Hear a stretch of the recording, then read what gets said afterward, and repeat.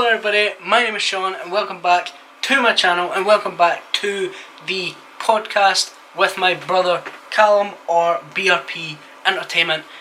Just a little side note or a front note I guess before the podcast starts that it has an abrupt starting the way I've cut it and it's edited and stuff now, so there is an abrupt start, but it is the start of the conversation that we're going to have.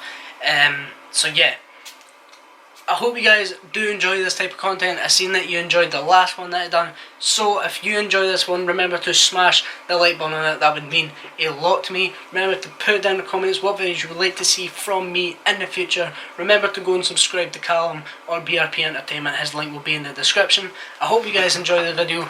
Don't forget to subscribe and turn on post notifications so you don't miss out on any content on my channel or Callum's channel. And yeah, I will see you guys, well, in the next video, but I hope you enjoy the rest of this video. Goodbye. So what you been up to? Well, I played that game you were telling me about, the Lone Survivor. Okay. I recorded half an hour of it, just to like see what it was like, see how it recorded and that. It was pretty decent. I'm definitely got to record more of it. So it's a good game, though. Like it's weird, it's good. Like yeah, I just didn't ken. I'm no like proper thing with it yet. I didn't ken what I'm doing yet, so I'll figure that out though. Yeah, but no, it's a really good game. Yeah. I'm surprised at how much I actually enjoyed it. I've not actually recorded anything Little Nightmares yet because I went on to Destiny yesterday for the first time in a while. Went on to Trials, but I forgot it was power based on Trials. So I went in at like 12:55 and everybody else is at 1300, and I'm like, oh shit, yeah, that's not good enough. Yeah. But I thought Lone Survivor was actually a really cool game. I think it was made during lockdown. Was it? I think so, because I can't remember hearing about it before, and then I reminded people talking about it till sort of end of last year. Right. So that's impressive. That's impressive because the way the game runs and the way like it starts and everything is really good. It's really cool. It's kind of confusing at the start, but see, once you get your bit, like, never just go for expert, because like I'm guessing because it's the director's cut. There's a lot more to it. Yeah, that's the one I decided to buy because I felt like if I'm going to do it, I'm just as well getting the entire thing. So I just picked normal mode because I was like, I don't know what I'm doing yet. I don't know what this game is yet. So I'll stick to normal. Okay. Because I've got 3 games I'm going to play. One is Siren's Curse. There was a PlayStation 3 game called Siren. It's Japanese. Very good. But the problem is I can only stream it on PlayStation Now, and I can't record stream games.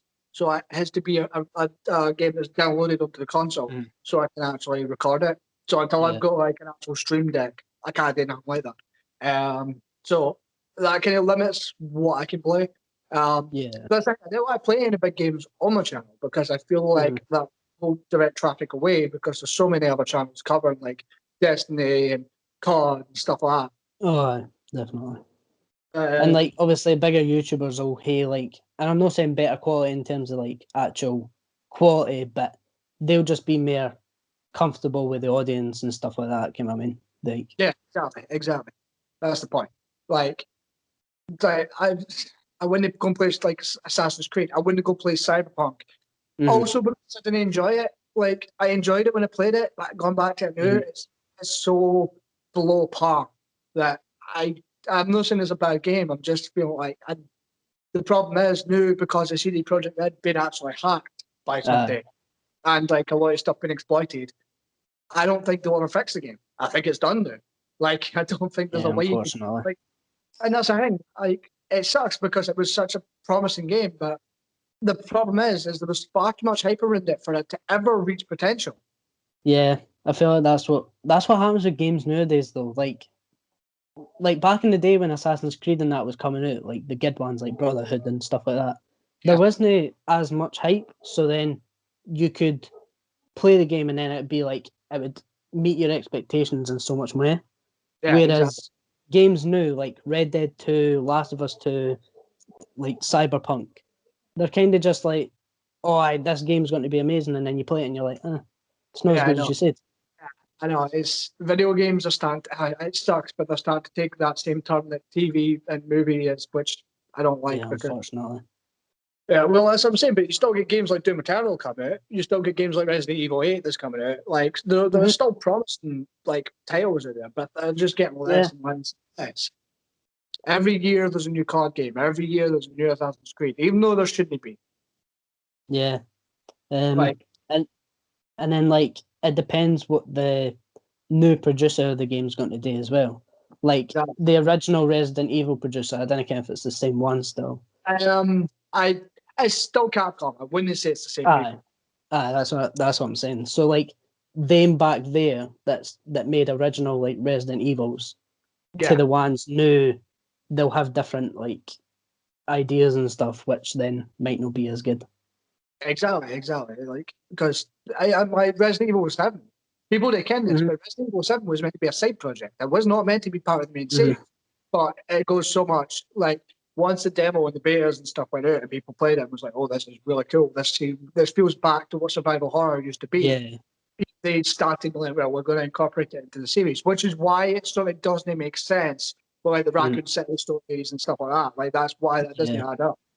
So now they've got to try and find a way to make it add up with the eighth one because I know Ethan and Mia are still in the game. Yeah. So like, and that's the thing, like, because you could argue that the original Resident Evil story is an alternate reality because, like, Resident Evil 7 takes place in Louisiana, which is a real place. Raccoon City is not a real place. So, exactly. I mean, look at it that way. Yeah. Because there's also people been like, but that could be a prequel to the original Resident Evil games. So the reason why they stopped chasing the fungus and went to a virus because they couldn't control the fungus. Mm-hmm. But, like, and that bit's cool. It sucks that Resident Evil 5 and 6 were sort of below par, so you didn't have that, like, you kind of look at the series as a whole and positive with every single game. Everything up till 4. I mean, 3 had the shortcomings and 2 wasn't great, but they were good games. They were decent games. Remake for 2 was, like, this is what I mean, people blowing things out of proportion. But Resident Evil 2 Remake was good. Wasn't it great? It was fine. No. It's fine. It was enjoyable. But like it was that's what I'm saying, like everything just gets too much a rating nowadays. Like remember Last of Us? The original Last of Us. Like the story, that's a really good game. But people are getting like 10 out of 10 scores. It's not a 10 out of 10 game. Sorry, it's just not. Like Last of Us 1, for me, fantastic game. The story, the gameplay was amazing. Then the Last of Us 2 came and it just wasn't the same. That's what I'm saying. Like, I enjoyed Last of Us 1. I really did. I still don't think it's a 10 out of 10 game. It's still got problems. No. Yeah, 100%. And the point is, like, I can be left it in a place where they could come back and do a second one. But the question now is, really, should they have done a second one? Because they've divided their audience now. They've divided their fan base. Like, loads of people who bought Last of Us 1 didn't buy Last of Us 2. It was already overhyped. And then the fact that they won awards that weren't even a thing until that game came out, and then the awards were just made up is kind of weird. Yeah. It still blows my mind that Doom Eternal and games like that didn't even get a look in for best game of the year last year, when that wasn't a better game that came out than Doom Eternal. And cool, that's my opinion. But any video gamer, a real video gamer, will see Doom Eternal as a real video game. Too much video games trying to climb onto the full, like, want to be like a movie, and it needs to stop because it's driving everything good. I'm tired of Call of Duty. It needs to go the fuck away. I'm tired of Warzone. It needs to go the fuck away. It's only been around for like a year and a bit, and it's already too much. Because they just recycle it, and then they ask you for more money. And that's the worst way to do it. Like Assassin's Creed. Like, how long are they going to keep on beating that horse? Like, seriously. Like, there can't be a hell of a lot left they can cover. They've done Vikings, they've done Pirates, they've done Actual Assassins, they've done Old London, they've done Ancient Africa. Like, how much more can you do before you realise, like, you've went too far? Like, and you went too far. Here's the thing. I actually liked when I was going to play Black Flag, because I liked the full pirate ship. I liked the differenceness there. But after doing it a couple of times, I was kind of like, I'm back to exactly where I was, and I don't care. Like Mhm. the interest, and I get the animus thing is cool to people, but for me, it's like you go to that well far too much. We know you can come out that world because you're in a like simulation. We know you can do that, but stop telling us that because we understand. The full reason Yeah. you're playing a video game, no, to be in the real world. That's like It's to escape. You know what I exactly mean? like too much video games try and push politics as well, and yeah, like Last of Us 2 is like one of the biggest examples there. Like they're just pushing politics. I'm tired of it. Yeah. Like I'm tired of movies, I'm tired of TV, and I thought the one thing that could have loaded it was video games. But video games is now getting attacked there.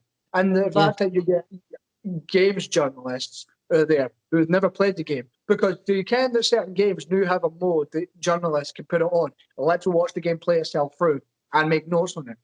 Oh my god. Because like That's not a that is game though. That's not a game. Like, fuck's sake. That's just watching a video of the game. like remember when Cyberpunk came out and everybody was flooding out the gates to tell you how bad it was. Mm-hmm. But the people that bought it were enjoying it. Like I was enjoying playing it. I got to that's the thing, I got the good ending right away, so I felt like there was no reason to go back. There's cool, there's 9 different endings, but if I got a good ending, why am I gonna go back? And there's clearly cut content because there is a thing at the start after because you choose your 3 characters. You go Nomad, Street Kid, and Corporal. It doesn't matter what one you choose, by the way. You go down the same path. It's not like you're corporal for life. You could actually be an asshole, control things from above. You just go back to the same story because it goes to this stupid thing where you meet Jackie or whatever, and then it's like, oh, 2 years later, and then it goes on. And it's cut content. They've already admitted it's cut content. And that would have changed the game drastically. But they missed the mark. Like, if you're going to put in 3 different life choices, that should make somewhat of a difference. But the Yeah, fact that you have 100%. the same game, what's the point? Yeah. You would just as well Like, hate one character. yeah. But like no, games. Oh no, go ahead. right. And I'm tired of ragging on Cyberpunk. Like, I'm not ragging at this point. I'm trying to be as fair in criticism as I can be. I like the game. I enjoyed the Aye. game. I don't think you're ranting Cyberpunk in general. It's like it's they types of games Yeah, because you're watching more of the game than you're playing it now, which shouldn't be the case. exactly. Exactly. That's like cinematics have become everything in video games to people, whereas I just want to play the game. Exactly. That's why on my channel I'm only really covering indie games. Because let's be honest, the best games that are coming out now are indie games. There's a game called Time Loop coming out for PlayStation and Xbox. I think if it's coming out cross-platform. I'm not 100% sure. But it's like, so you're this assassin in this world in a 25-minute time loop with all these other assassins. And the artwork is very comic book and it's very different. It's very cool. But yeah, like it's fantastic. It looks awesome and stuff like that. Like stuff that's quirky, and unique, and different. There. The when I knew I would be a good gaming YouTuber was when I got so far into Human Fall Flat, and I really got into that game. Just because it's so like fucking weird, and it's not really a game you should take seriously, but I did because I wanted to complete it. But yeah, it's fucking brilliant. Bye. What's that? When you were like living here, I watched you play Yeah. Modern Warfare 2 like every day, and Saints Row 3 is Because great. the story's cool and the gameplay was awesome. Like Modern Warfare 2's gameplay was cutting edge. You look at see if you look at the new CODs compared to the ones, they've actually declined in like quality. They have. Like obviously the graphics have got better, which was always going to happen, but the gameplay's got so much worse. I know. Like there's on the new Modern Warfare.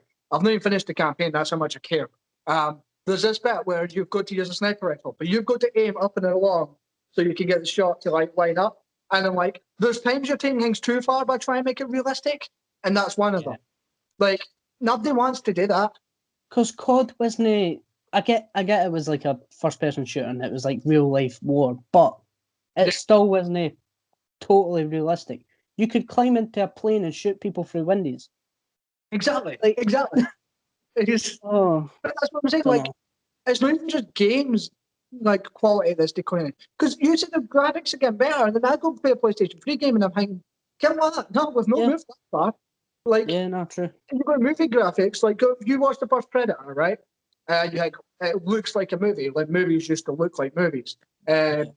And you go and watch the new Predator that came out in 2018. It looks like a really bad version of a video game. Like, it really does. Yeah. It's very bad. Like, it just shows the practical effects for everything. And now you start to cut them out for digital effects, and it's not having the same effect. Oh. No, because everything's better when it's natural. Everything looks better when it happens naturally. Exactly. It's the same like changing gears completely, but it's like wrestling. You try and force somebody doing somebody's throat, they're not going to take to them. But you let them get over organically, that's how you make a star. Exactly. You've got a fucking 80-year-old man who runs WWE who doesn't have a clue what wrestling is anymore. And the problem is he doesn't care, but he's also running the company, the biggest wrestling company in the world. And I use that in quote unquote because you've got, I don't care if you can this, AEW have formed relationships with New Japan. They have finally done it. I was so happy when I seen it because I was like, that's the two companies that should have been working together at the start. NWA, Impact, MLW, or is that? No, I think MLW and the Triple X one that's in Mexico. So they've got shit tons of just inter-promotional. And there was a thing for Tony Khan saying that if Vince McMahon and WWE want to work together, our bridges are down, our doors are open. And there's a bit where it's like, I'm begging you to come to Jacksonville. Just, could you imagine every single wrestling company, including the WWE and AEW and Impact and New Japan, all working together? We could totally make wrestling bigger than football, 100%. Like, it would be a global phenomenon at that point. Because people would come back because there's no bitterness between fans. I enjoy NXT, but to be honest, to me, it just stinks of WWE now. Like, the new thing, you'll love this. Eli Drake, one of the best promos, best wrestlers in the world. And I say like best wrestlers in the world, and you've got like 20, like you've got Okada, you've got Omega, you've got Moxley. Like, there's so much good wrestlers, it's hard to just keep going, oh, he's the best wrestler, he's the best wrestler. Although, to me, I'll try this again, it's a really weird. Kazuchika Okada is the best wrestler in the world. Will Ospreay is the best junior wrestler in the world. 100%. Don't care what people say. And they're based in New Japan, so what does that tell you? Because New Japan are the pinnacle for wrestling. They are, 100%. Don't care. People can bitch at me all they want about how WWE is this, and they've got this, and they've got him. They've ruined so many fucking people that come to Japan that I cannot look at them straight anymore. But Eli Drake joined NXT on Sunday for the pay-per-view last Sunday. Sure, to see him. It was awesome to see him get a break. I was kind of hoping he would go to AEW because I'd love to see him have like a promo battle with MJF because I feel like they could just tear each other apart. They're both amazing with microphones. Have matches with Moxley and stuff like that. It would have been awesome. But he's went to NXT. Fair enough. That's his choice. I always get something. Problem is though, he's no got Eli Drake as a name anymore. It's L.A. Knight. And I'm kind of like, Eli Drake is the thing. Like, it is the thing that catches people. He's still got the same promo ability. He still says the same stuff. He still reacts the same way. But his name is L.A. Knight, and I have a real big problem with it because I'm like, Eli Drake is the star. Like, it's that name. You say that to people. What the fuck is LA Knight? Where's that come from? What's that? I don't know. Because the first thing that came to my mind was LA Kings, which is a sports team in America for ice hockey. Yeah. I'm like, I don't know. Like, just cool to see him. I kind of just had to change his name right off the bat without any warning. Maybe because a lot of, obviously this happens, like WWE try and sign their name. They try and copyright their actual name. That's exactly what it is. He's sold his name. But why should that be? Keep him, like, Mojo came in, he's still Mojo. AJ Styles came in, he's still AJ Styles. Shinsuke Nakamura came in, he's still Nakamura. Still changing people's names entirely. Like, especially Eli's made a name for himself. It's kind of like you talk about Austin, like gone right back because you go like Stunning Steve Austin to just Steve Austin in ECW, and then they come as the ringmaster, and it's something completely new. You have to start fresh. Like like Punk didn't have that because he had Heyman fighting his corner, and Punk stubborn to say no. Plus, we're in a very different time as well. Yeah. But like, Daniel Bryan, like, it's just I don't understand why the name makes a difference. And it's like if they were making good names, right? If they made actual cool names, then fine. But it's lazy. Like Exactly. Brian Danielson, That's a Daniel cool Bryan. fuck. That's so lazy. That's I, so I, lazy I, to write. I mean, I'm not gonna lie. I still call him American Dragon because I remember him in Ring of Honor, and he was awesome. But like I'm just like this is us getting into the wrestling part right now. I love how we've just sort of skipped movies and we've went right for wrestling. We won't come back to movies because the new Mortal Kombat. I've not seen the new trailer. I've seen the first trailer. It looks fucking awesome. I'm gonna do a reaction to the second trailer actually because I got told it was fucking brilliant. And we've been waiting for a good Mortal Kombat film for a long fucking time. And the Godzilla one, the new one, where Kong punches him, and Godzilla doesn't punch, but Godzilla just smacks him in the face and he just falls. I was just like, come on, I can get my. I'll see the movie. I'll probably watch it when it's out. Like, Yeah. or something. And I kind of will go to the cinema and see it. I don't think it's worth it. Because Godzilla, the first one that came out was all right. And then King of Monsters, big problems with King of Monsters. But no, staying with the wrestling stuff in there. AEW is on fire. The new thing, you're gonna love this. So John Moxley and Kenny Omega are having an exploding barbed wire death match. Now let me just paint the picture for you. That's as insane as it sounds as well. It's an old Japanese wrestling stipulation because death matches are. The ropes are taken away and they're replaced by barbed wire and across in a long ring. And the steel or explosives are in the ring. So the beat shouting chair, and then after a certain time, there's a timer goes on, and there's an explosion, and the explosion throws the barbed wire into the ring, and so it's smoking ring. And if they can still wrestle, they can still wrestle in it. Basically, Cody Rhodes is going to be a dad, and he's having the ladder match of Revolution. I'm guessing to write him off TV for a while. John Moxley must have thought, I need to go one up. Let's have a barbed wire explosion death match. But I'm not gonna lie, I really can't fucking wait. Like, I love brutality. I loved ECW back in the day. It feels very ECW, CGW, and I'm like, I can get behind this.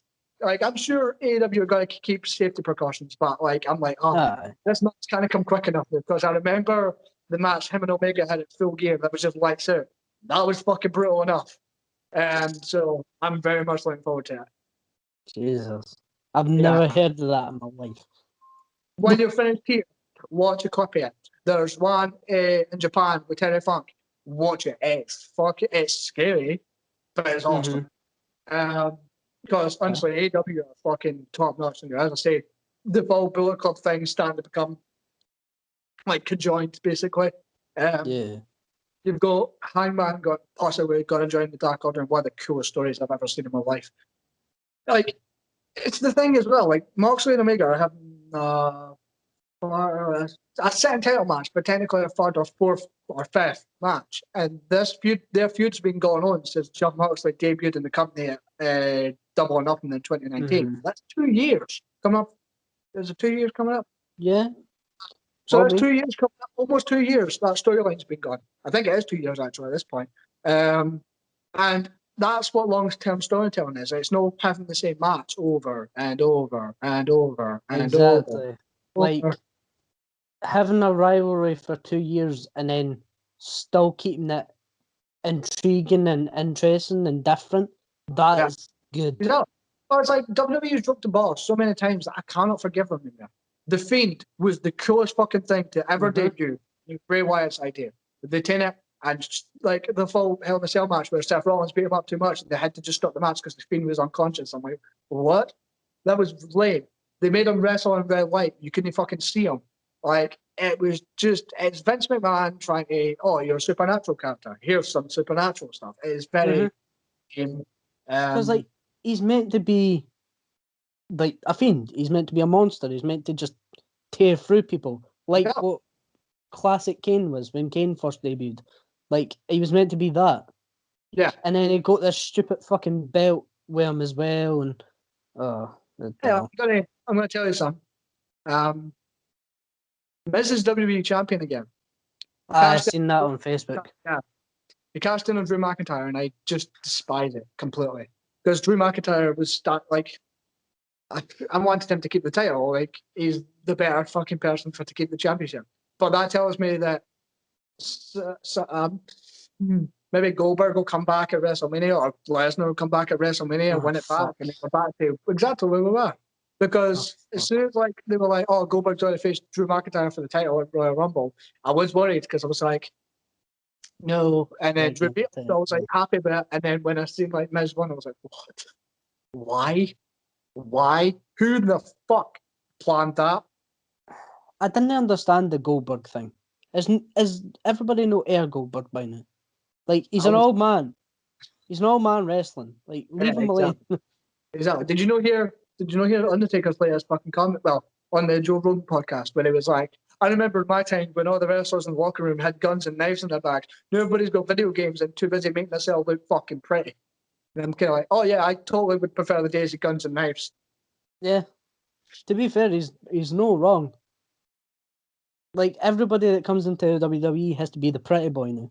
I know, I'm talking like, but like, and then I made the joke though, and then I heard somebody else. Somebody made it before me, but I said it to somebody. I was like, Undertaker used to wear more makeup than anybody. Yeah, no, true. But, like, that's that. But when he done it, it was like intimidating.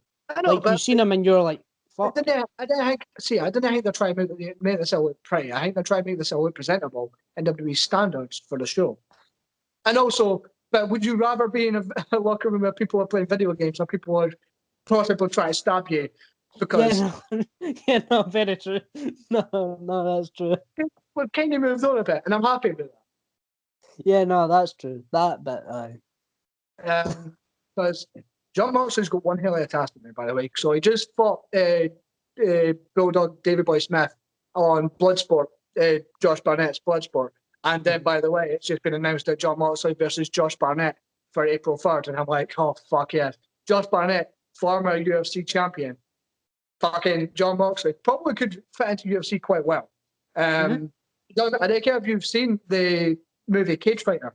It's got him in it. Somebody else, Randy Stone, I think his name is. And I kind of just love the AEW, the year's AEW footage with him coming to the championship. I was like, yeah, that's cool. That's how you do it. Like the fact they showed him coming out like as Moxley, but coming out as somebody else, and the full story like pro wrestler turned UFC fighter. And I was like, that's so cool. They picked the right person for it as well. And they picked somebody that just looked like a UFC fighter. Like, so you look at Moxley, you think he could just jump into UFC and he'll be fine. like probably. By the way, yeah, exactly. He could just jump in there. Why not? Exactly. Well, he's going to be. I mean, he's going to be fighting Josh Barnett, and if you don't know what Bloodsport is for anybody watching, because it is a kind of niche kind of wrestling thing. There's no ring ropes. It's literally just a mat that is wrestled on, proper wrestling. I say, like, so if they throw a headbutt, they throw a headbutt. There's no bullshit. It's proper. Like, it looks brutal. I've not watched the Moxley one with Davey yet, but I'm gonna because, like, I love wrestling. And then after he's done that, he's got Kent. I think he's got Kent of the Day in New Japan for a new beginning with the US title defense, and then he's got Omega in this fucking destructive barbed wire fucking match, and then he's got Josh Barnett. Fucking hell, he's got a schedule. I don't care if Moxley just wants time off the planet because it's getting to that point. Because obviously he's going to be a dad as well, so this is going to be the way to write him out. And I think if they write him out, they're going to write him out for like 8-9 months, which is fair because if you're going to sell shit like that, it's going to be severe. Oh, aye. I'm looking forward to it. I still love AEW. I've never missed an episode, and I can't remember the last time I could say that about a wrestling show. Even when Punk was on WWE, I still would miss episodes. That's good though. That just shows you how well they're doing and how good the writing is. Yeah, I'm happy for them. I'm happy for Impact because they've been dealt with shit hand in life. Like shit just stopped working out for them constantly, and you felt bad for them because they deserved so much more. So now that they're partnering up with AEW and they're partnering up with New Japan again, it's just so fucking good to see. Because obviously we went to an Impact show, me and you, when it was still called TNA. It was the only Impact then. Was it? TNA was, it was still TNA back then. No, but TNA lost its meaning after Eric Bischoff taken it and shoved it in the fucking ring. Right, well, that live show, the two that were recorded. Yeah, we seen the debut of Drew Galloway, Drew McIntyre, Galloway. Drew Galloway, in his hometown with the lead pipe, and it was fucking Yes. awesome. And then It was we class. witnessed the match Yeah. because it was 2 episodes taped. Yep. Exactly. Radio was there. We got to witness Kurt Angle, the fucking legend, in action, which was Yeah. awesome. Obviously, James Storm was there. What was the club called? What was that? The Revolution, That was it. the Fall Bang Down. Yeah. I Yeah. was the Thank you. only one standing for them because I'm such a fucking James Storm fan. Everybody was like, James Storm's fantastic. Oh yeah, he's still he returned to Impact. Did he? Yeah. Still not really doing nothing with him, so I'm kind of like, eh. I just want him and Hangman to team up and get the tag team titles because they're both beer drinkers, and it would work. It sucks That would make sense. Yeah, it sucks that Bobby Roode is in WWE because beer money in AEW would have been fucking awesome. Like just hear that beer money. Bobby Roode was fantastic. Oh, fucking brilliant heel. When he eventually turned, he was properly awesome as a heel. And like Austin Aries, remember him? My God. Exactly. WWE fucking ruined him too. Fucking EC3, one of the coolest, most charismatic wrestlers on the fucking planet. They didn't use. Like they used him as a fucking laughing stock. Yeah. I mean, I did like his program with Moxley, then Dean Ambrose. Well, that feels like a lifetime ago, and I'm happy about it. But that was good. When Ambrose was coming in, I was telling everybody to watch it because I was like, I've seen him as Moxley, trust me, you'll fucking love it. And then with the watered up down, I was kind of like, oh. Like SCW, when I had the match with William Regal, that was fucking awesome. Because they focused too much with Dean Ambrose on the lunatic. Oh, he's the lunatic fringe. Yeah. What the fuck's a lunatic fringe? See, we're getting into another big problem with WWE. Everybody has to have a goddamn fucking Ken. Oh my fuck. Like, I get nicknames are important, but like, not everybody needs one. Not everybody needs one. Not like, it's just. Like, why did Seth Rollins need the architect? I don't know. What does that do to him? Technically, the architect thing he fought up, which was cool, but the fact that we could. Yeah, whatever. Just call him Seth Rollins. Exactly. And we're talking about stuff getting out organically. Some gets out organically, then they just keep on shoving it until it's not funny anymore. Or it's not cool. Or it's not entertaining. Or it's just boring you and you want it to go away. Some you love, like the biggest tragedy the last week of wrestling, WWE anyway, is Kofi Kingston got his shot, got to be WWE champion, and Brock Lesnar comes out and destroys him in less than like fucking a minute. He got out organically. Nobody's ever really seen any Kofi in WWE, but I have. I kind of how good he is. And I might be listening to Punk. I think it was an interview Punk was on. Somebody asked him, and he was like, "Cool, should have happened 10 years ago." But it's true. Like the amount of wrestlers that's in WWE that would thrive if they went to New Japan or AEW or Impact or NWA. Okay, NWA is not really doing shows in it, but everybody sort of collaborated with AEW and all the rest of it. They're kind of moving about. Like Cesaro was one of the first picks I would take to AEW, 100%. I would want him to have a match with everybody on the fucking roster. The Cesaro versus Kenny Omega match would have drew fucking mega bucks. And like it would have been awesome. Okay. Sheamus as well. Like Sheamus is a good wrestler, but obviously WWE didn't. Yeah, I think Sheamus is one of the ones you consider a WWE lifer, unfortunately. But then again, I said that about Zack Ryder and he's Mark Cardona Impact, so I don't know. Like, I think it's WWE writing that just makes them look. Oh, I know it is. Bad. I know it. 100%. Look at Dean Ambrose and then look at John Moxley. Exactly. See the difference right away. Like, literally. Like, exactly. even when Moxley came in Double or Nothing, you could see the difference between like a character and him. Exactly. You could see he was re-energized. You could see he was happy. Like it was a new thing, and it Kent that it was his thing now. Like again, it's obviously no his, but it was like his walk away from the character that he didn't like. Yeah, very much. That's right. He probably did like the character. It just got pushed too much. Like heel turn was a complete fail. Like I'm tired of wrestling heels being like, oh, it's you fans' fault. It's your fans' fault. It's your fans. Oh, okay. Because like we've got like legit heels like MJF who you just dislike. Like Mhm. you've seen him, Aye. smarmy, arrogant prick, and that's Mhm. exactly what he should be. But then Mhm. you have the ones that are just like the cheating, like. But in AEW, Aye. there's nothing that's like you fans made me turn blah blah blah blah blah. Aye. The one person that did Exactly. that really well was Punk. Like you turned on me like that Aye. whole storyline was great. Exactly. But I mean, there's been some people that did it well, but not a lot. Everybody who's tried. Nah. It's funny that everybody tries now is something Punk's suggested in the past. I just think that's hilarious now. Yeah. Something Because new. like at that time Punk was like the creative one. He was the one that was different, the one that you wanted to look more into. Yeah. And everything obviously is said is now turned to like fruition. And now there's nobody that you can look at in WWE and go, he's interesting. I want to see more about him. Like, see, like they're using the new WWE, like the full nostalgia thing, to get the ratings and whatever. Well, what Mhm. happens in 10 years when you've not got anybody to bring back because you've not built stars? I Exactly. mean, you're Roman Reigns, but who cares? You go to Seth Rollins.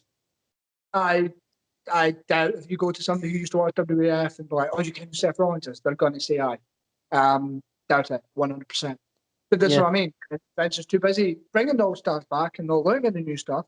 Like, Mhm. I think that you've seen Keith Lee on WWE, the big guy who was in NXT, fucking Yeah. awesome. Check him out after this because fucking amazing wrestler. Watch his indie wrestling stuff and then Okay. watch his like the promos because the way he does promos is so unique. Mhm. And Vince doesn't see nothing in him to the point where he was meant to be in a match between Matt Riddle, Bobby Lashley, and him for the US title last night in Elimination Chamber. He got pulled for it and then sent back to training because Vince doesn't see nothing in him and thinks he needs further training.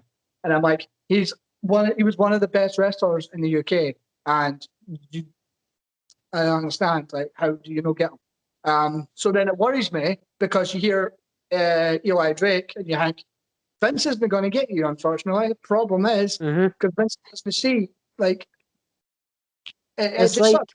So many talented people have been wasted in a company mhm. that could not give two shits about them. Literally. Like Kevin Owens, pretty much. When Baron Corbin came in, he was fantastic, and then they shaved his head and made him stupid. Finn Balor came to the main roster, won the first Universal Championship, and then Fair was enough. wasn't good enough and got kicked back to NXT.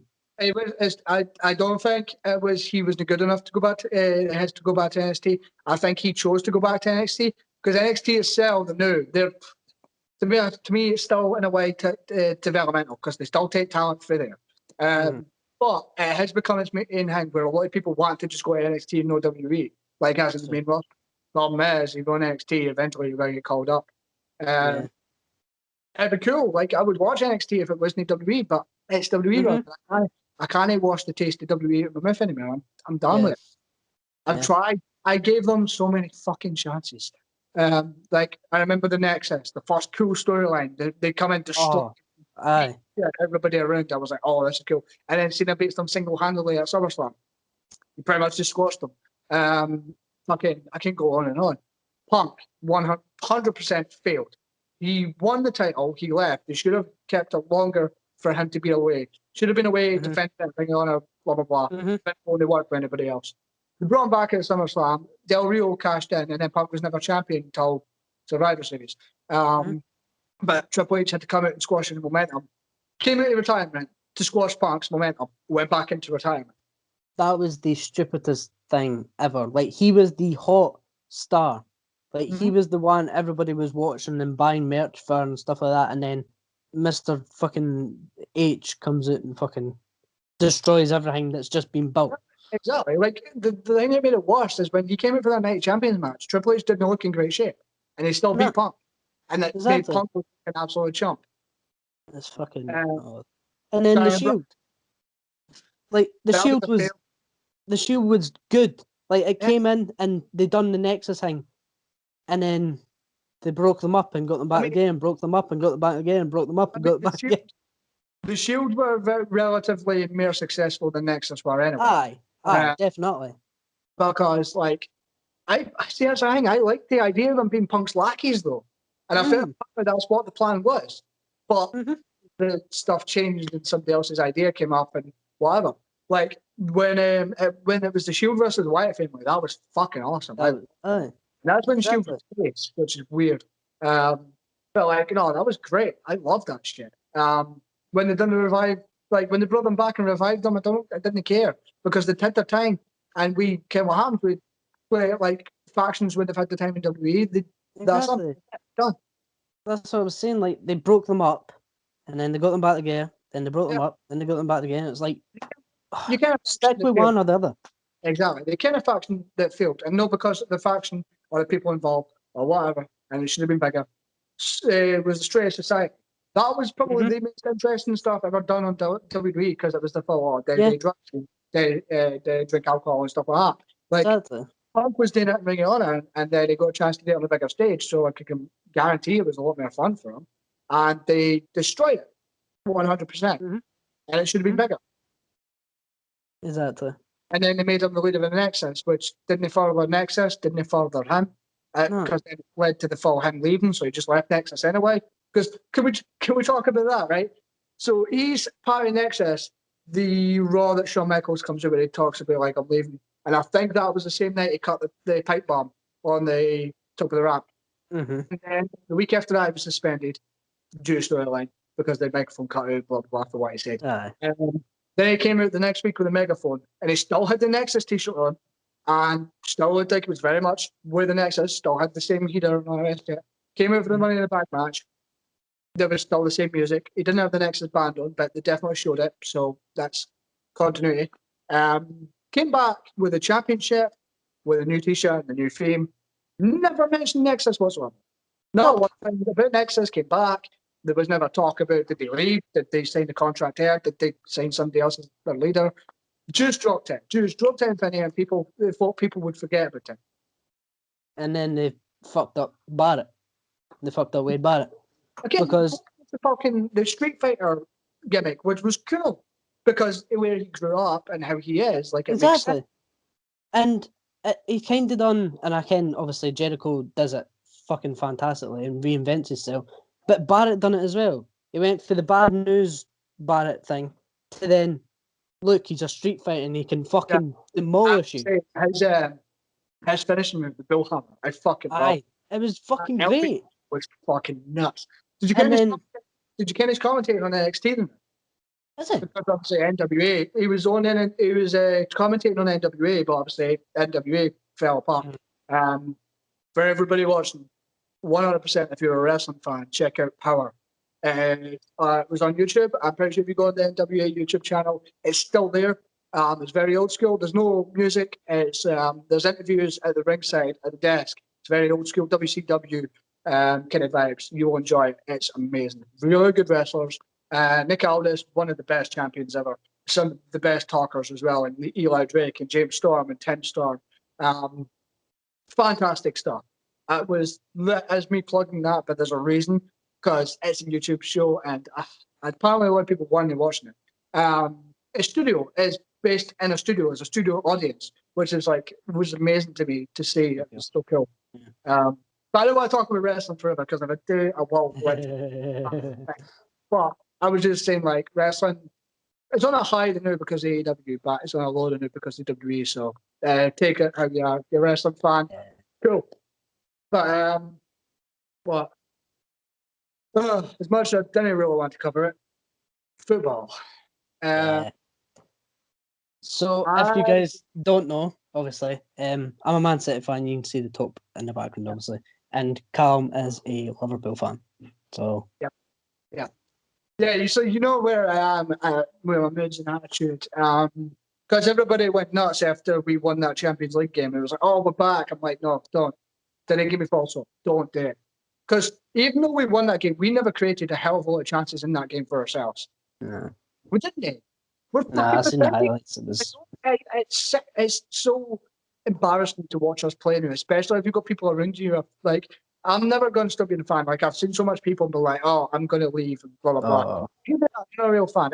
If Liverpool went into relegation and only made it to like the Northern League or whatever, I'd still be a fan. I don't really fucking care. But I do care, but like, I mean, like, I'm not going to leave the team behind. But we had a fucking streak like nobody's ever seen before. Like, tell me anybody can beat that in the next 5 years. I fucking bet you they can't. Because as good as the teams are now, they're still not as good as that Liverpool team was. And the bit that pisses me off is it's still the same team. It's the same players. And I genuinely, like, every time I see them on the field, I don't think they care. I don't think they care. We got the Premier League. We got the Champions League. That's it. And now I have to, like, no, continue. No, what's it? Klopp as well. I love Klopp, and if he goes to Man United or wherever or a rival club, I don't care. I think his morals would tell him otherwise. Aye. But I'm saying, like, if he went to a rival club, I would still love him, like, as a manager, because he's a genius. But I love Pochettino, and he was the fucking manager for Spurs, one of our biggest rivals, and I thought he was a brilliant manager. I think it was stupid to let him go. Aye, but Klopp's turning into Mourinho a wee bit, like, excuses and bringing up things that aren't really, like, there are no points, really. Like, he said the other day, like, oh, aye, if this was a normal season without COVID, Man City wouldn't be that far in front, and we wouldn't be where we are. No, but I don't think that makes much of a difference. Like, me and David talk back and forward, and we're like, this is pathetic. Like, we're saying it's pathetic. There's no excuse for it. We're fucking pathetic on the field. We can't create opportunities. We've lost 4 straight games now. We pretty much have forfeited the title this time. That's it. We're not catching back up. And Wijnaldum's interview, he says, "Oh, I think we still got a team that can turn around." I'm like, I don't think so. Also, most of our team is injured. So what now? Henderson's now injured. Honestly, the downfall started when Van Dijk got injured. Weirdly. And that still pisses me off that nothing was done about that, because the fucking keeper that done it is England's keeper. As I said before, if Van Dijk was English, nobody would have heard the end of that. Yeah, no, very true. Any other player would have writhed in pain and probably had their career ended. Van Dijk was able to somehow walk off the fucking pitch after almost having his leg snapped. Yeah. Tells you how good a player he fucking is. Yeah, definitely. Honestly, the team just makes me sick when they're like watching them play. It's like they don't care. And it's like you have just lost against your City rivals, which for like 40 odd years, you have won every single game against Everton. Exactly. Or and drew. We've not lost. This time, but we'd won like the games before. But we've not. Exactly. Like, and it must have been hard last week. Was it last week? Klopp's mum died last week. That must have been hard to take after losing as well. Was sad to hear. Yeah. Like, watching that interview was like, I think he pretty much confirmed at that point that was it, title. Right, like we're in again. As soon as I seen that on social media, I was like, "Oh my god, Jesus!" Being champions last year after never being champions for 30 fucking years. I'll still take that 100%. Glad they fucking put us down. I've seen the memes. I've ignored the memes. Kinda don't care. I'm pretty sure every Liverpool fan has dealt with that shit before. It's nothing new. I'm sure we're going to deal with harder times. Still got to be a fan. You can give me a memes. Cool. I'll probably not look at them, because why? If you got such a sad life that you need to try and make me feel bad because I support a certain team, I find it weird with football that way. That's the problem with football. Like, people, the fans are assholes. There's more rivalry with the fans than there is the fucking clubs. Like, watching Roy Keane talk about how, a Man U player and a Liverpool player shouldn't hug. I'm like, why? Yeah, no, I didn't understand it. And you can't get past your own fucking ego. Like, I get it's a rivalry, right? And obviously, Man U and Liverpool is one of the biggest rivalries in English football. Oh, yeah. But players are still pals. Like, in Liverpool and Man City, for example, right? We're rivals now because we were title rivals. Raheem Sterling plays for us. He's English. Jordan Henderson plays for you. He's English. They play the game for England. They're pals. Exactly. Like, Roy Keane's got too much of a fucking ego. Yeah. And that's the thing. Yeah, maybe he was a good player back in the day, but is he really a household name to people? I'm sorry, And you think in Man U midfielders, you think of Paul Scholes, you didn't think of Roy Keane. yeah, exactly. That's it. It's Like, fucking. But like, and that's the thing. I don't have a problem with Man. Like, I obviously I do get off on the fall like, oh Man, you got lost. But I didn't go and start fucking spreading fucking memes to people. But like, you've lost. like Like, if one of your pals was a Man U fan, you wouldn't have just stopped being pals with them because they support Man U. exactly. The You know many what I people mean? do that. Well, it's fine to wind somebody up a bit. It's Oh, absolutely aye, fine. Up a because bit. But that's when you funny. take it seriously, there's something fucking wrong with you. Like, I support Man City, obviously, and I support Dunfermline Athletic for Scotland. One of my best pals support Raith Rovers, which is the rival, and Liverpool, which is a rival the new. I'm still Yeah. best pals with him. He's still one of my best pals. Like, I mean, you support Man City and I support Liverpool. It's not we're you, still Chelsea. prayers. You know what I mean? It's still something, eh? But that's why people aren't football fans. That's why people didn't care about football because Mhm. they're sick of it, and I can I understand can see because why. Aye. exactly, it's like Fucking as I say, stupid. like, and I'm tired of Jamie Carragher just fucking turning on us. Yeah. Like, what the fuck happened to him? I mind him being Liverpool loyal. I knew he's got nothing but bad words to say about us. And Like, like he doesn't even give us the time of day. Like, fair enough, maybe we didn't deserve it. That's fair, but like you can't just go and shit on a team that you used to play for. You can't. You can't do it. And even when we were playing well, he's still making excuses like, "Oh no, mhm. this, oh that." I think he got. I think he maybe got scolded for maybe being too biased, which I don't think he was too Um, biased. nah, I think he got scolded for Ken when he spat on that person for his car. Oh right, yeah, The person in the car was making fun of Liverpool, and then he spat on them, and obviously got fired and got rehired and blah blah blah. I yeah, feel yeah, like since then he's just kind of got salty. He's yeah. just got so fucking like salty about everything that happens. Yeah, I know. Whereas, It's like, yeah, so I don't know, like anybody on the panel showing him because I don't like Roy Keane. I don't like him. I don't like Gary. I fucking hate Gary Neville. He go fuck that yourself. like guy never. Uh, He's an but arse. like, that's not just before anybody starts fucking attacking me. That's nothing personal against him. No, I, I that's don't. just I don't like his aye whole character. Put it that way, right? their opinions and I stuff. respect him as a football player back in the day. Respect what he did for the team. I respect all past football players, young, old, fucking known, less known. But I don't like him. And don't dare come after me in the comments because I called him an asshole. That's I my feel like opinion. That's my aye opinion. exactly. No one can take it from me. Like that persona, I don't care if it's a persona or no, but he'll liven himself up for commentating and being the pundit. Yeah.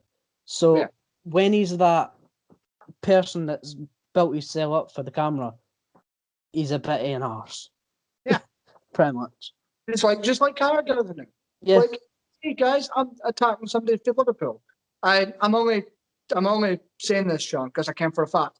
If I say something bad about Neville or Carragher or Sam Hanks, people are going to attack me in the comments or attack us in the comments, and I don't Uh, care.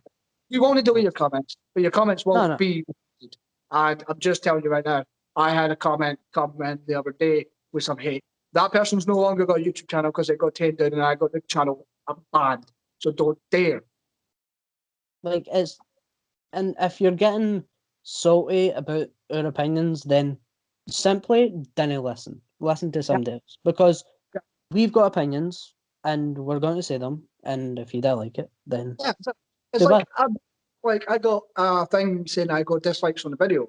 And it's weird because the three videos got disliked at the exact same time on the exact same Hmm. day. So I'm like, it's the same person. So somebody that kens me just doesn't like it.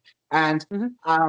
like if anybody was to ever come to my channel and talk shit, I'd just be like, look, you take time out your day to come to my channel because you didn't have the balls to make one, to make your opinions known. It's no, and it's Hmm. the thing. It's for me. It's not about making my opinions known. It's about having fun, reacting to music that I like, playing video games that I like, It's talking about it's stuff in your I name. like. Entertainment. We're Exactly. just trying to entertain people and I had two people contact me for Reddit, yeah, yesterday and the day before, asking me if I wanted more subscribers and if I wanted to pay blah blah blah whatever digital marketer. No, I'm just going to put this on record so people can for future because I don't know if you do know, but want you to find out. when they do that, all they do is they go away and make 1,000 different fake accounts, subscribe them to your channel, and that's it. You don't get viewers for that. You just get the subscribers, which, by the way, isn't what YouTube looks for. They look for more views than subscribers, funny enough. And if you ever come out to me, if you make a YouTube channel, or anybody comes up to me and says, how do I get more subscribers? Do you think I should sign up for this? How do I get more views? First thing I'm telling them is to delete the YouTube channel because they're not there for the right thing. If you're coming to this platform to talk about what you can achieve money-wise and how successful you can be and how much subscribers you can be, and you're talking about how you're going to be a big YouTuber, and even start a channel because you're not thinking the right way.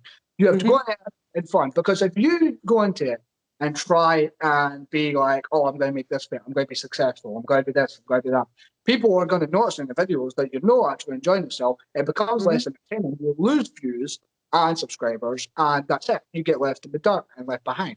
I'm not saying I'm ever going to get over 50 subscribers, and I don't fucking care. The people that are coming back and watching my videos, I do appreciate. To everybody who's probably watching this, because if you're watching my videos, you are watching this. I thank you all. Even if you've watched a minute, I don't fucking care. But I appreciate everybody who's watched my videos. I appreciate everybody who keeps on coming back. And I hope to, with my music reviews and my gaming, to inspire people to go and pick up that music or pick up that game or go and see this movie or see this TV show or pick up a comic. And or even start their own YouTube channel and do their own thing. Like, maybe just, you know what I mean?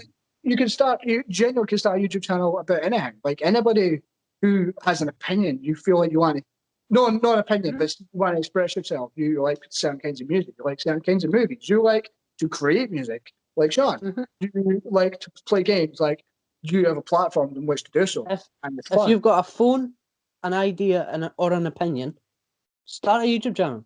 Because someday will listen. If somebody's interested in what you're talking about, somebody will listen. Exactly. And that's what I'm saying. Like, I just want to make it known to people who are subscribed to me. Because the fact that, like, if anybody comes up to me like, oh, you've only got 50 subscribers, the way I look at it is, no, I've got 50 subscribers. 50 people decided they wanted to subscribe to my channel, watch my videos. I'm super appreciative of that.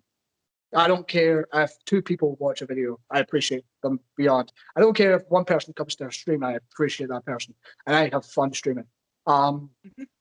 It's just, like, if you come in and think you're going to be a success, go away. YouTube doesn't want their people here. They want people that's going to make videos that are fun and entertaining, because we don't want YouTube to become a platform that's sour and opinionated and political, and I'm tired of seeing it.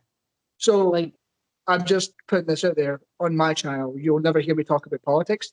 You'll never hear me talk about real world situations, because this is an escapism for me and anybody who wants to watch stuff, because that's what I feel like entertainment should be. Movies have moved too far into the political aspect. TV shows have moved into the political aspect, and video games and comics are starting to go the same way, books, whatever. But this is escapism. Entertainment was always meant to be escapism. You were not meant to feel that you were in the real world for a while. And too much it does. So on my channel, there will never be political talk. There will never be talks of what's happening in my country or anywhere else. Even when there's disastrous events, I'm still turning a blind eye, unless I can use my voice for good in a certain situation. Because, like, there was something on TikTok that I seen the other day, and I'm not going to say what it is because it gets depressing and stuff, but it was a serious subject, and I wanted to share it so people were aware of the situation. Whereas I didn't want to speak out about, obviously, as you said, politics. I didn't want to speak out about religion. I didn't want to speak out about any of the stuff that I'm not properly, like, educated on. Because obviously I could talk about politics and whatever, but I'm not educated on it. I've got a different opinion from somebody else in the world. So I don't know. The last thing I want to do with my channel, I'm sure you're the same, is to offend anybody. I don't want to offend people, because that's just the wrong way to go. I want to give my opinion, and I want to hear other people's opinions and discuss. You know what I mean? So I don't want to offend anybody. No. But I feel like if you, like, somebody likes a song and you dislike it, they're instantly going to attack you, because how dare you have an opinion? And I didn't even think how bad it was until I started putting videos up. Yeah.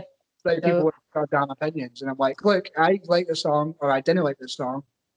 If you like it, cool. I'm not trying to say like I've never ever came away from even chart music as much as I don't like it. I never come away and say, "Oh, that's shit." Outright, I say to me that sounds like garbage, or to me that's shit. Like I don't enjoy it. I don't like. I always make it my opinion. Like I don't tell people what to listen to. I've never done that. People have told me all my life what to listen to, and that'll never change it. I'm sorry. I've been too stuck in the pool of music that I've listened to for so long. I'm not leaving. I enjoy it. Like I've got so many. I've got like 9 reviews now. 9 reviews / reactions. Plus my reviews and reactions are legitimately that.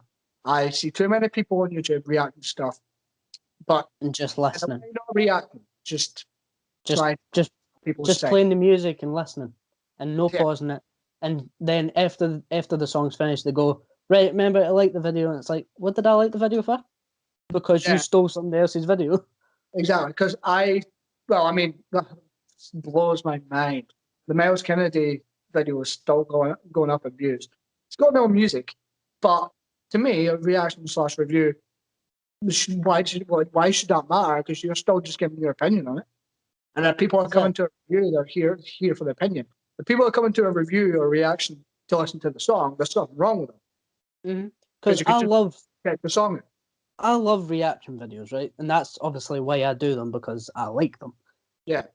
I love watching somebody listen to a song and then and critique it or say good things about it. Like there's a music producer that reacts to songs, and he does all types of songs. He does rock, he does rap, he does whatever, and he proper goes in depth about it. Like, oh, this lyric's nice because of this, and I like this in the beat because of this, and it's like it's good to hear that, because then you get somebody else's opinion, and then you listen to the song back and go, that isn't. Oh, that isn't. See what I mean? Like it's like, because when I listen to music first time around, I listen to guitars and music rather than lyrics. So on my reactions, you're probably not going to get a lot about the lyrics, because that's. To me, the lyrics in a song are personal to certain people, because something in the song could speak to me, and I maybe don't want to talk about it. I'll talk about the music all day long. Guitars are my thing. I've learned to play guitar pretty much all my life, and I noticed when stuff was different. I could tell a different guitar tune to another guitar tune. I could tell there's 3 guitarists on an album. I can tell. It's easy. So you'll get a lot of actual music reaction review for me. I talk about the Gojira reaction. I talked about the drums bringing it in such a cool pattern. Then into the actual riff, which was badass. Then we get into the harmonics that Gojira knows so well. I know they're Morbid Angel sort of not rip-offs, but they're like copies. But they make it their own. And I feel like I was talking about this last night actually.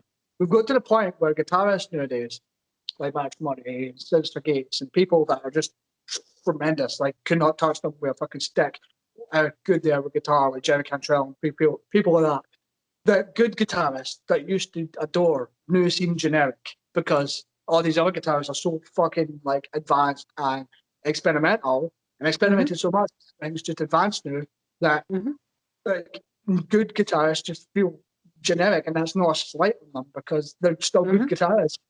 It feels very bland compared to what we're getting. But then I feel like that's what you want, because then there's no competition as such, but it's always something new. There's always something different to listen to, and then if you didn't like it, then you didn't like it. But then if they've experimented and you like it, then it's like that's a new thing, and it's gonna keep going. And as you said, your channel's about reviewing guitars and drums and actual music, like background music, instrumentals, that kind of thing. Yeah. Whereas obviously I listen to hip hop. Hip hop is very lyrical based, or well, it used to be. But I love lyrical songs and people making metaphors and similes and all this kind of stuff. So it's 2 different things, but it's the same. It's the same content, I guess, because we're still reacting to stuff that we enjoy and we love. Yeah. No, it's music's such a this is now. Music's such a political fucking monster trainer. Like, it's Yeah. tired. I'm also tired of stuff in the charts just sounding the same and people trying. Like, I remember in the last year, I seen Billboard's top 10 rock songs of the decade, and 5 of them were Imagine Dragons. And I'm sorry, I don't mean to offend anybody, but Imagine Dragons are not a rock band, and they're not good. They got popular from one song called Radioactive, and it is so repetitive, it's so dull, it's so bland, and it does not remind me of rock. There's so much other bands that deserve the spot in that 10 best songs of the decade. Yeah. That's I 10. get that. Like, Imagine Dragons aren't obviously rock. They're indie. They're like an Arctic Monkeys kind of band. Yeah. And Maybe obviously they didn't deserve 5 songs up there. yeah. Jesus. Radioactive, you had Monster, I can't mind the rest of them. But that's what I'm saying, like, they're no a rock band. And people like the fall, like, and we were talking about this last night because I listened to, not a big fan of it, the Rockstar Sea Shanty, hate it. I don't think it sounds like a sea shanty at all. The song doesn't work with it. I'm kind of done with the full trend with the sea shanty anyway. It's kind of sad on the guy that originally created it because he's forgotten about it.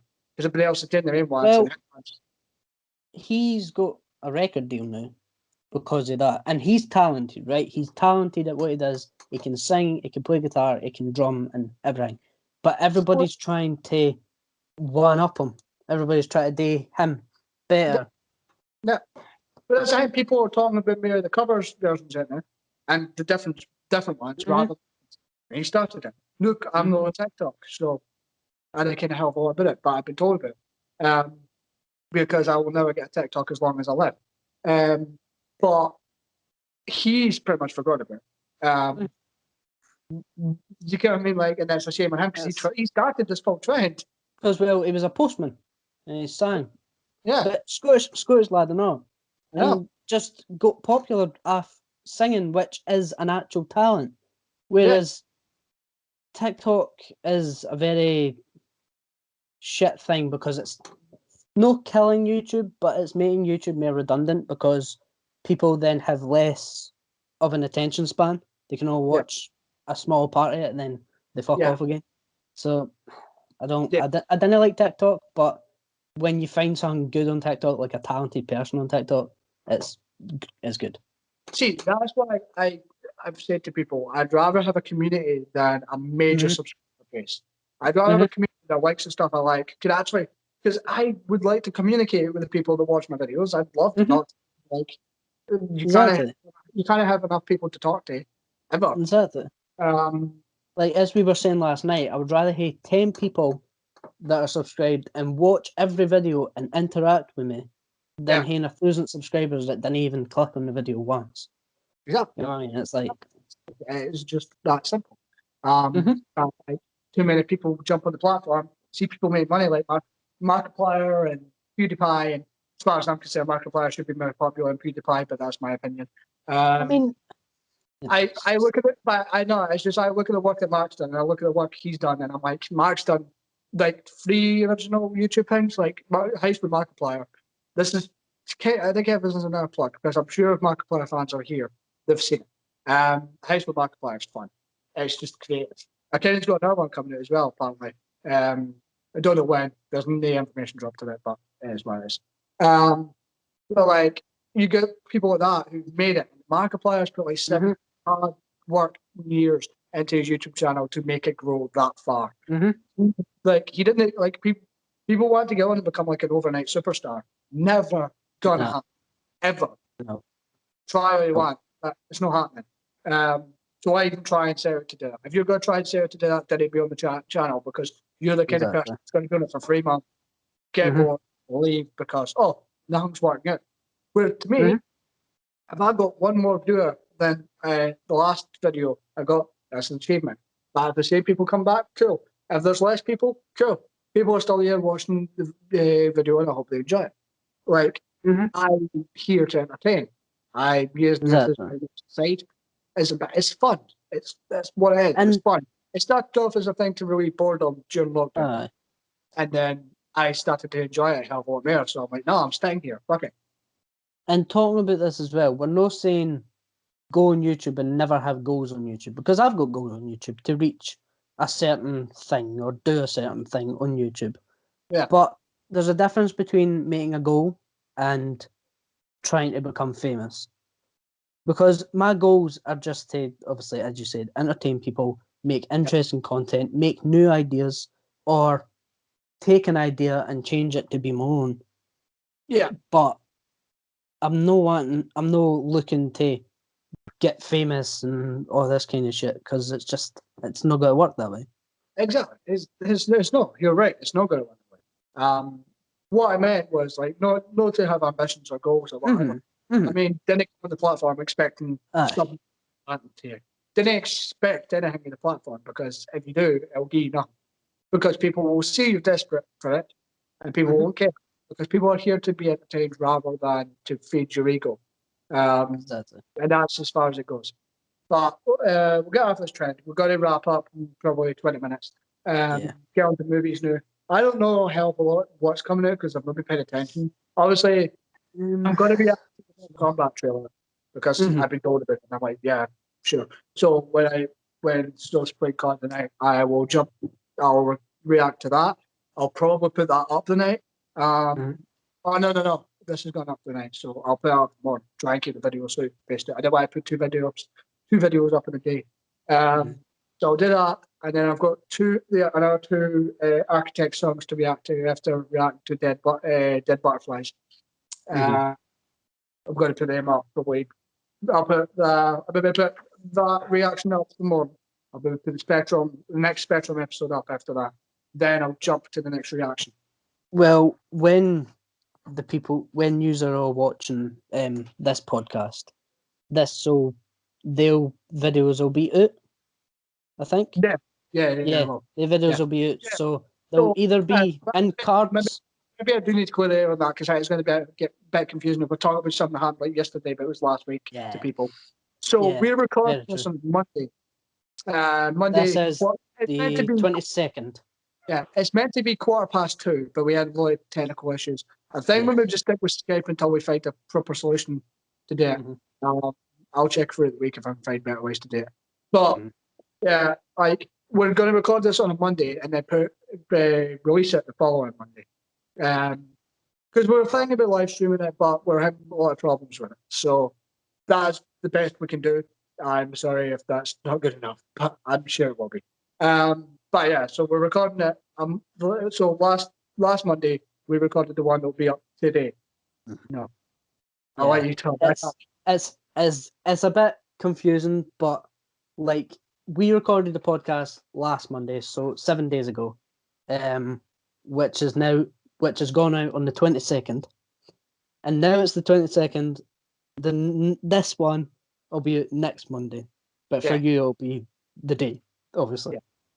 Yeah. So the videos that Callum just mentioned that's gone out this week will probably be in cards here or in the description, or they'll be on his channel, so go check it out. I'll add in videos and stuff like that. I'm sure once we get into this thing, we could probably stream it on the day, but we need to get things perfect and pristine, because I don't know if people have noticed, and well, probably through Spectrum and other stuff, I'm kind of perfectionist, so I need things to be perfect. I do not settle for any less. But this is what I mean. Like, see, when I started playing Spectrum and I done like the intro video, that's exactly what I want to do. Like, fuck with people's minds, because that intro I love. The newer one, I think if you've seen it, would have split into 4, but like cuts out. Oh, I've never seen that. I'll have to watch it again. It's really good. The new intro is really cool as well. I've changed it. There's no the guy at the door anymore. I changed it to the bit where she's glitching in the restaurant and like keeps her back. So I had to like really glitchy stuff, and then it dissolves away into like ones and zeros as it goes into the main screen. I get to do so much shit with Spectrum because it's such a weird and interesting game. So you can get away with stuff like that. But I stick with the triangle thing now though, because I think if you see my new heater, this morning with the lightning bolt coming through with the triangle, like I've changed it all around again. I've got a new intro, I've got a new outro. I just need to play better music. If you could give me some suggestions, I'm fucking open. Like, because I like the rock stuff, but it's not really a channel closer or a channel opener for me. I need something that's like, wee bit more like inviting the kind of more background music, rather than just like straight pop music. Because I feel like that's going to clash when I'm doing reactions and stuff. So I'll you can think of find that. I'll find some. I'll find some. Like, I know there's good music in there. I've just not had a lot of time to look because we were trying to sort this out. So Yeah. But movies, I'm going to be reacting to Mortal Kombat trailer because I've been waiting for a Mortal Kombat movie for years. Because the only Mortal Kombat movie I know that's out is bad. It's very old, so I can probably figure it out. It's got Mel Gibson in it, so that tells you everything you need to get. Yeah. Godzilla vs. Kong, probably still not going to go and see it, but I do like the new trailer. The fact that it doesn't look like Godzilla's just getting his fucking ass kicked, which would not happen. Godzilla would not get kicked fucking Kong. Because why does King Kong grow in size, by the way? I didn't understand that. As you said, Empire State's Building, Godzilla was the size of the Empire State's Building.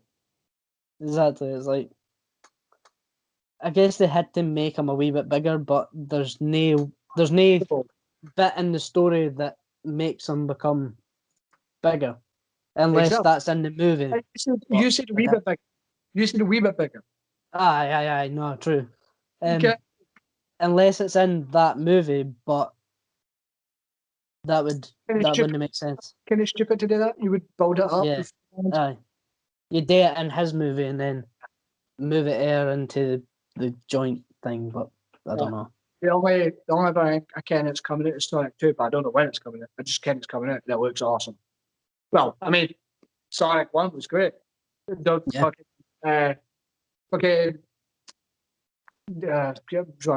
Carrey as Dr. Robotnik.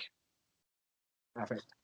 Because when I first seen that, obviously I love Jim Carrey. Jim Carrey is one of my favourite actors in the world. Oh yeah. When I seen that he was that before the film came out, I was like, I'm a bit weary. I don't know how that's going to work, but it's fantastic. I can't do what I did because of the full American thing, but it would have been great if he played a Doctor Who. He would have been a fantastic guy. Especially the way he looks in that film with the mustache. Like, come on. Or make him the master. Make him the master. He would be a fantastic master because he's sarcastic and honestly, he's a genius at what he does, so he can make it anywhere. So, what else is coming out? I've not really watched it. I can't usually be watching Staged. I've only got to episode 4. Staged is quite good. Like, amazing, but just a show that's shot at him with webcams. Honestly, it's so good. And there's a new Netflix show came out. Is that called Behind Our Eyes? Yeah.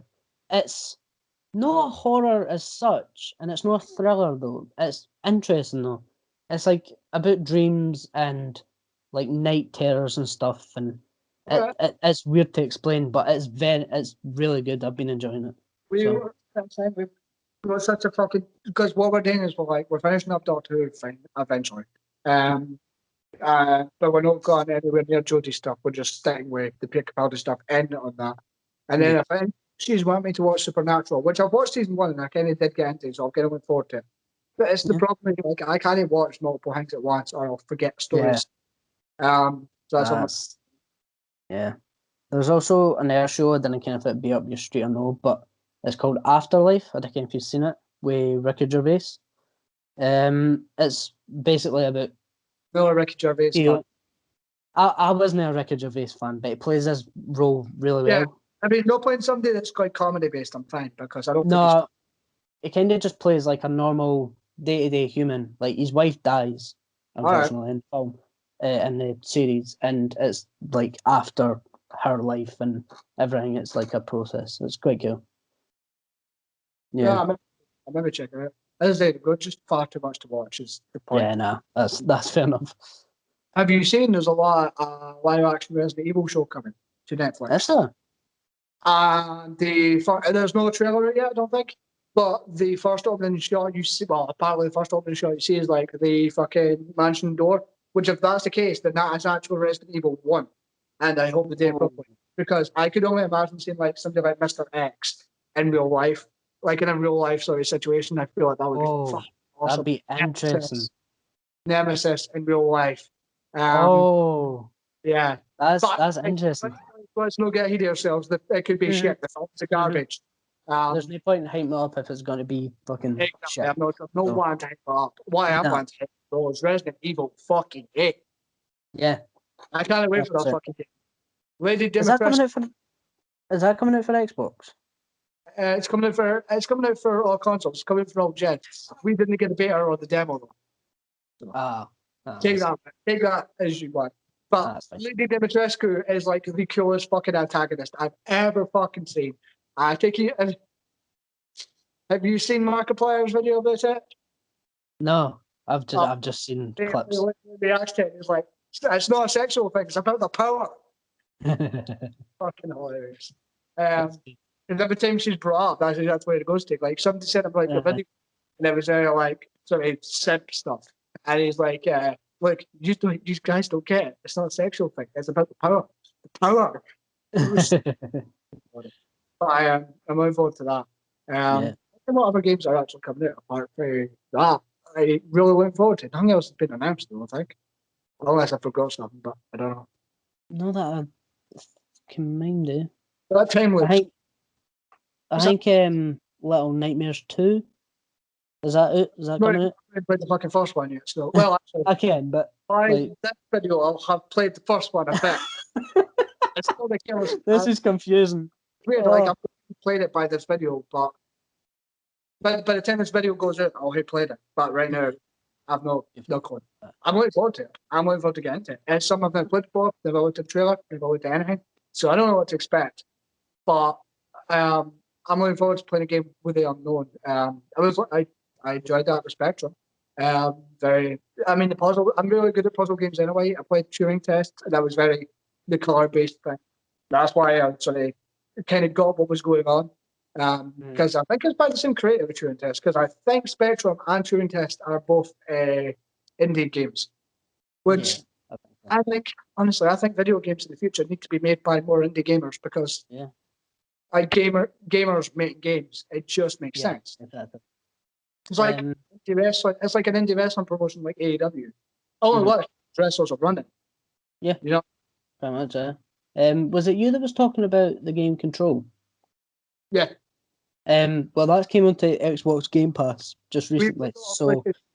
Problem is with Xbox Game Pass, you lose it eventually. It comes up. Aye. But we can renew it if we want. I have something to tell you. The Ultimate Edition is on PlayStation Plus. If you download it whilst you go PlayStation Plus, you pretty much own that game and forever.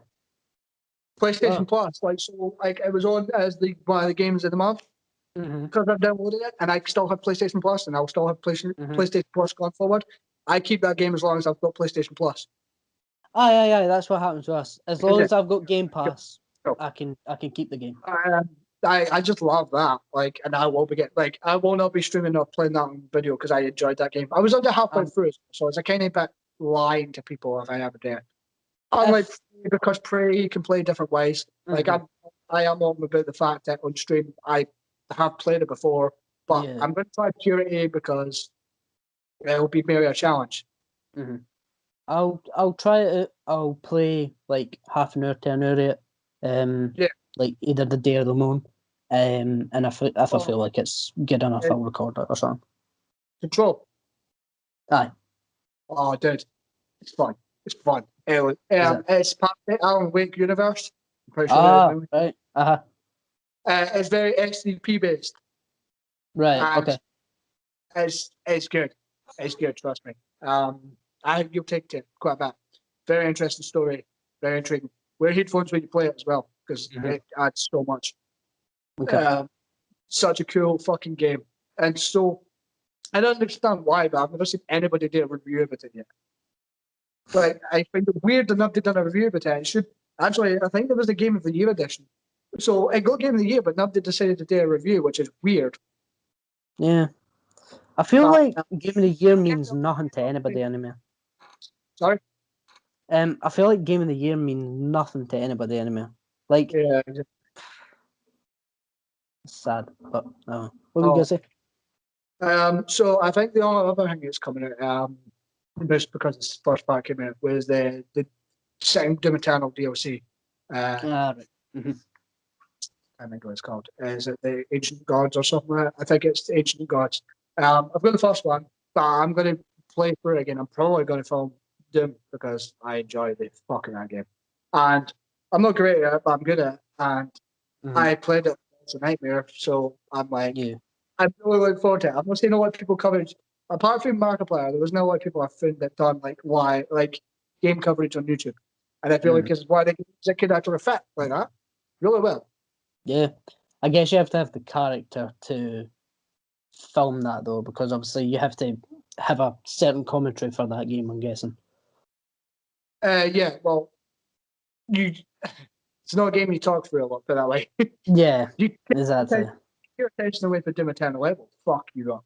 Like a lot of gamers on YouTube like to talk and like to talk through a Yeah. game, so maybe it's So just no. I played it by the time this is it. So this is just a warning. People who are coming to watch me play Doom Eternal, I won't talk much. Because if you take your attention away from that game, you're fucked. It is very concentration based. But yeah, fantastic game. Don't know how it didn't get fucking the best game of the year to understand. But anyway, we're starting to get to the point of wrapping up here. Wrapping the Yeah. recording up anyway. We'll probably still talk afterwards. Yeah, definitely. Just got to promote some stuff that's coming out there. I will have his channel. I think for future podcasts for me, I'll have his channel linked down below. I won't say to subscribe in every video because I'm pretty sure you understand where this is going.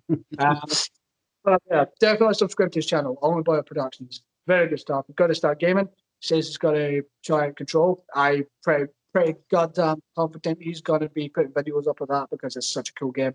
And I'm pretty sure he's playing Lone Survivor as well. He's got some reactions coming. Yeah. There's lots of stuff happening. For me, there's shit tons happening. By the time this is out, all my Spectral videos should hopefully be up because I've been uploading them and making them public. So I have a shit ton of videos just ready to go public. Trying to keep way out rhythm so I don't really get stuck and I need to film something and upload something the same day because my internet speed's not the greatest for that. So Yeah. I have loads of videos ready, probably at this point as well. I think from this point on as well, where the review thing, I'm only going to do song by song rather than a full album.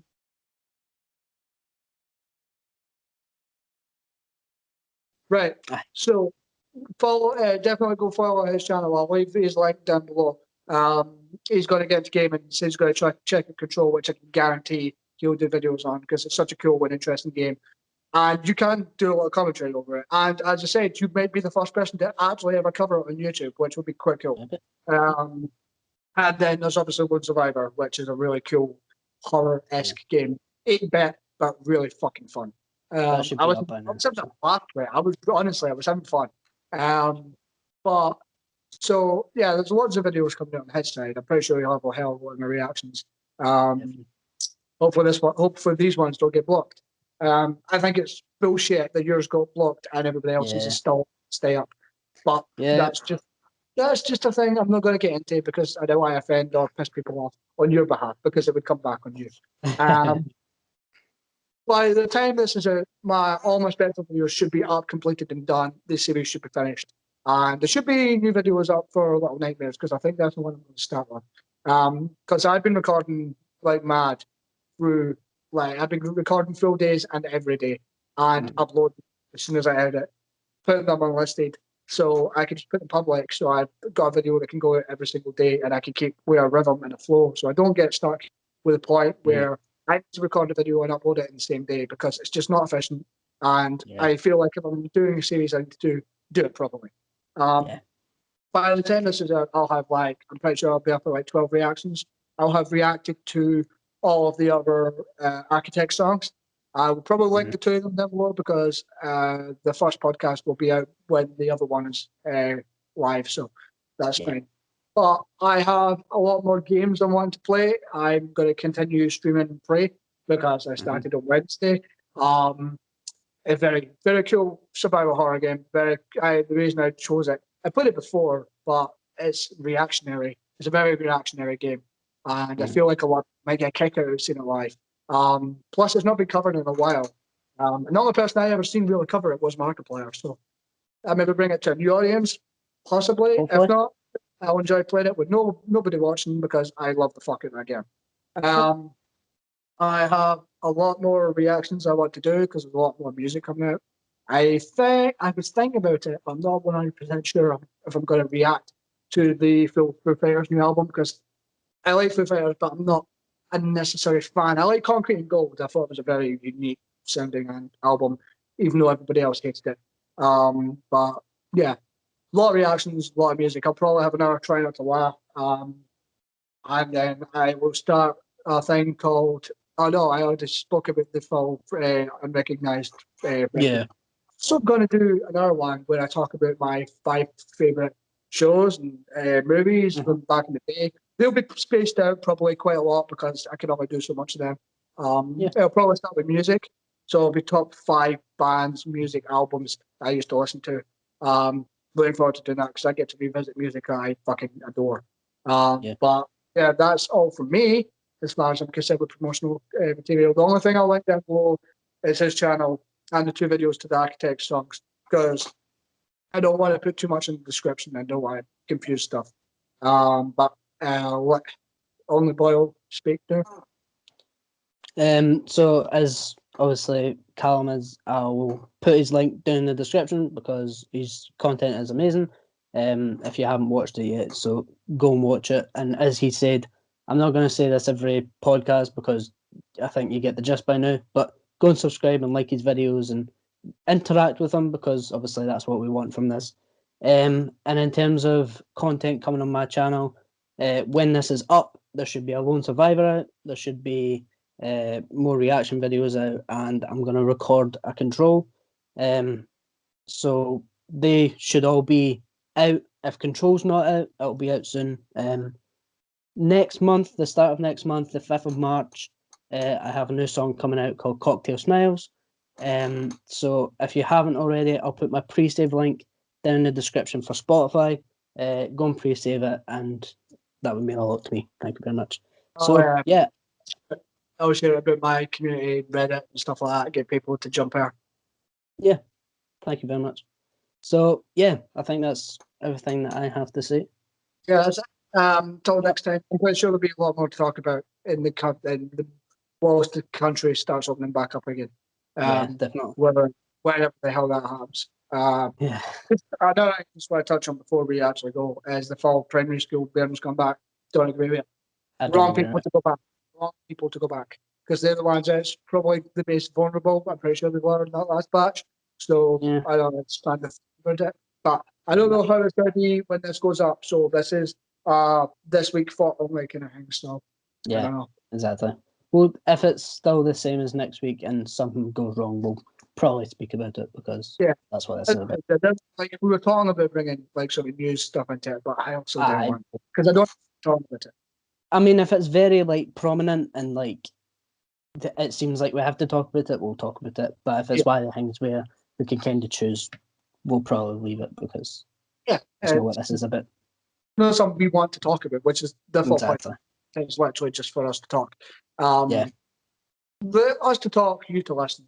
If you want to, you to listen to our conversation. It's not really to get a point out to anybody. We're not No. even to people. We don't care if anybody watches us or not. It's just something we want to do because it was fun. We do appreciate anybody that does watch, and we will see you in the next podcast. And if you do watch and you have opinions to give us or you want to like respond to us, put down in the comments. We'll get back to you as soon as we can. We'll have a conversation if you want one. This is what it is for: interaction and fun. If anybody wants, we'll say as well, if anybody out there wants to join the podcast, just on the off chance, I'm pretty sure you can have multiple people on Skype. I'm pretty sure you can have group chats. So let us know, either DM me or DM him, and we'll have you on, talk about whatever you want to talk about. Definitely. Just have fun. That's really what the podcast is for. We only came out with it because, like, we decided we are fans of a lot of stuff and we like a lot of stuff and we'd like to talk about it. It's like Yeah. me, yeah, and like music or play video games. I very much enjoy all those things. So I want to entertain people whilst doing it because I'm a good Exactly. and I'm really into music and I know a lot about music. So it was just a way for a freedom of expression and art and whatever. Because I'm sure once I get our guitar finally, there will be guitar videos up on my channel because I want to start writing music on guitar. I don't care if it's ever used for anything. I just want to start doing some creative, even more so than YouTube.